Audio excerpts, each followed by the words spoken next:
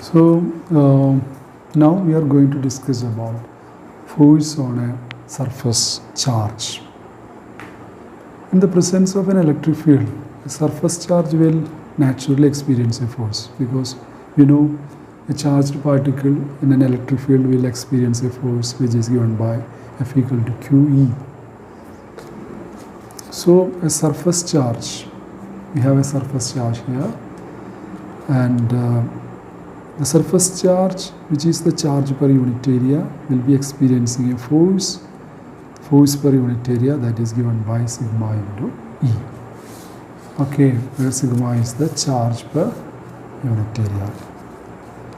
But the problem here is the electric field is discontinuous at a surface charge. Electric field is discontinuous. Okay, suppose we have a surface charge here. The electric field below the surface is different from electric field above the surface. There is a discontinuity.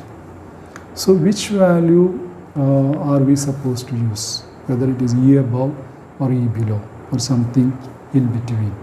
Which value we are supposed to use? E above or E below or something in between. The answer is we should use the average of the two, which is E above plus E below by 2. Now, why this average? Why the average? Okay, the answer is, suppose that we are taking a small patch, a tiny patch, where we want to determine this force per unit area. We want to determine the force per unit area at this point, and around that point we are considering a small patch of the surface. Okay, now the total field at that small tiny patch consists of two parts due to the patch itself, patch wonder, and that due to everything else. Okay, everything else means other regions of the surface as well as any external sources that may be present. Okay, so the total electric field at the patch consists of two parts, one due to the patch itself and due to the other parts of the other regions of the surface. Now the patch cannot exert a force on itself. It cannot exert a force on itself because you cannot lift yourself by standing in a basket and pulling up on the handles. Okay, so it cannot exert a force on itself. The force on the patch is exclusively due to this E other. It is exclusively due to E other, and this suffers no discontinuity. So the force on the patch is exclusively due to E other. Okay, now this does not have discontinuity. That means it is continuous across the interface. Now what is E above? E above is E other, okay, E other plus sigma by 2 epsilon 0 n. This sigma by 2 epsilon 0 is due to this patch. E other is due to all other regions. Okay, and E below is what? E other minus sigma by 2 epsilon 0 n. Why? The sigma by 2 epsilon 0 is acting downwards.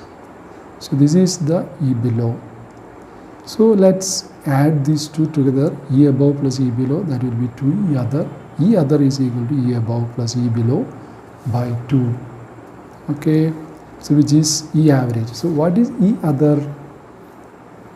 E other, the field due to the other regions of the interface, that is E above, whatever field that is E above, which is this E above plus E below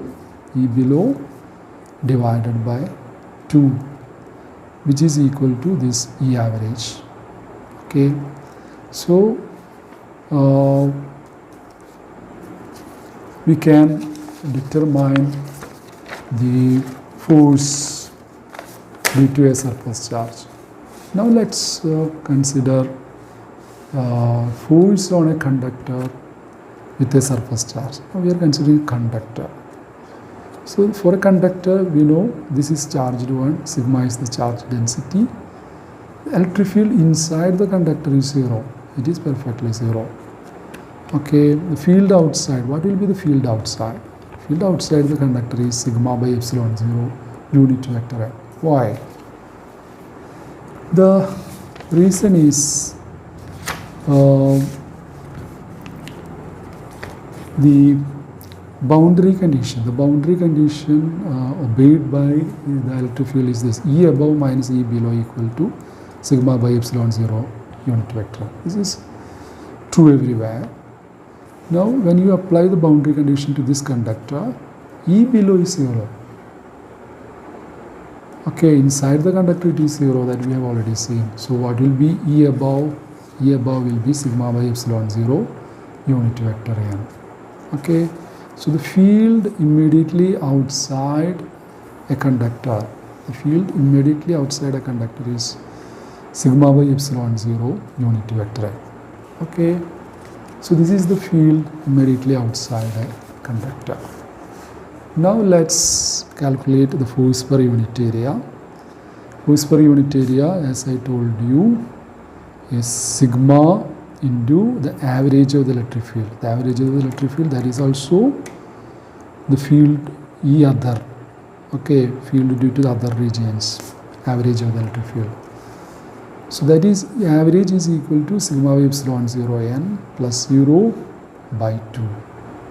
Okay, sigma by epsilon 0 n, that is above the conductor, and 0 inside the conductor, divided by 2. So this is the E average. So force per unit area, which is equal to the charge density into E average. E average is sigma by 2 epsilon 0 n, that is equal to sigma square by 2 epsilon 0 n unit vector n. So this is the force per unit area.